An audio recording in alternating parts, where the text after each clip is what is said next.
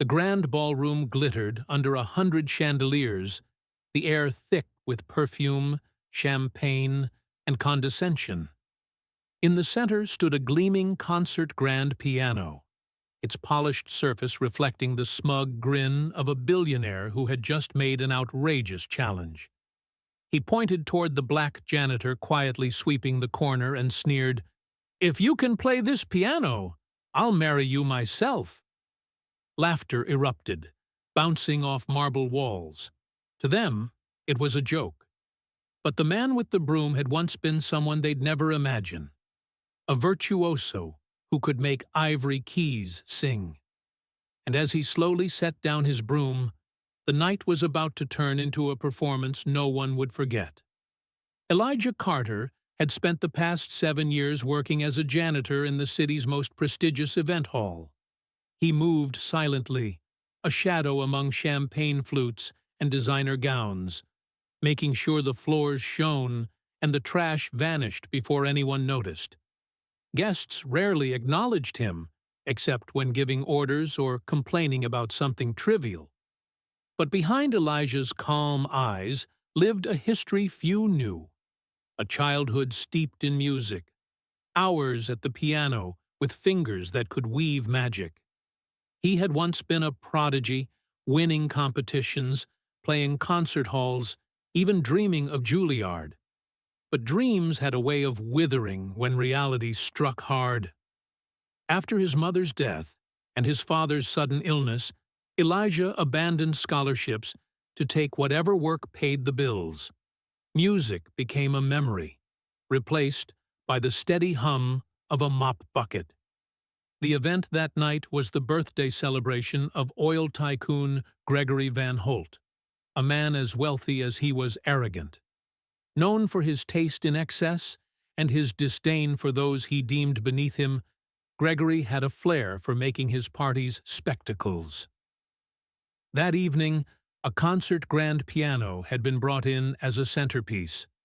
Halfway through the night, as guests mingled and glasses clinked, Gregory noticed Elijah sweeping near the wall.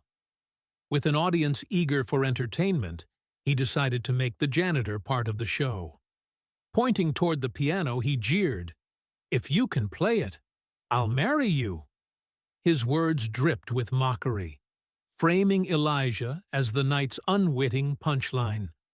The crowd roared with laughter.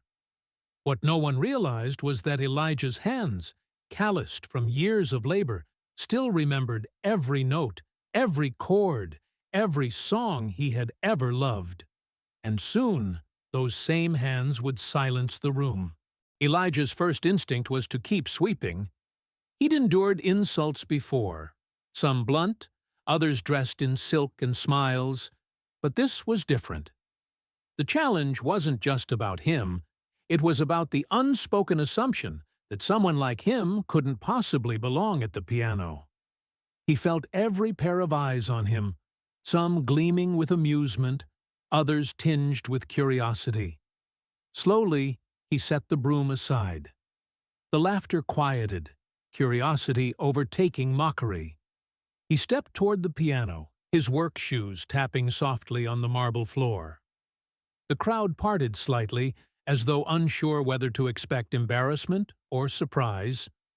Gregory leaned back in his chair, confident this would end in awkward silence and more laughter at Elijah's expense. Elijah sat down, his fingers hovering over the keys. For a moment, he closed his eyes. He wasn't in a ballroom anymore. He was 12 years old again, sitting in his mother's small apartment, playing the second-hand piano she had saved 3 years to buy. He could hear her voice telling him to play like you mean it. The first note rang out, deep and resonant. It was followed by another, then another, until the room was wrapped in a cascade of melody. The piece was Rachmaninoff, demanding, powerful, and breathtaking. Elijah's hands flew over the keys, his body swaying with the music, every movement precise and intentional. Conversations died instantly. Glasses were lowered mid-sip. Even the waitstaff froze in place. The billionaire's smirk faltered.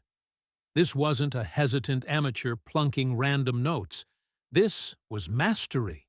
It was beauty sculpted in sound, each chord pulling at something deep in the listener's chest. A woman near the front dabbed her eyes with a napkin. A man beside her simply mouthed, "My God." As the tempo surged, Elijah's expression remained calm, almost serene. His years of absence from the stage hadn't dulled his gift. They had sharpened it, layering it with the weight of experience and hardship. Every measure carried a story. Loss, sacrifice, resilience. When he reached the final, thundering chords, the sound seemed to hang in the air for an eternity. The last note faded into silence, and for a moment, the only sound in the ballroom was the faint hum of the air conditioning. Then, applause. Not polite clapping, but a standing ovation that rattled the chandeliers. Gregory Van Holt didn't stand. His face was unreadable, caught between embarrassment and disbelief. His challenge had been meant to humiliate, but instead, it had crowns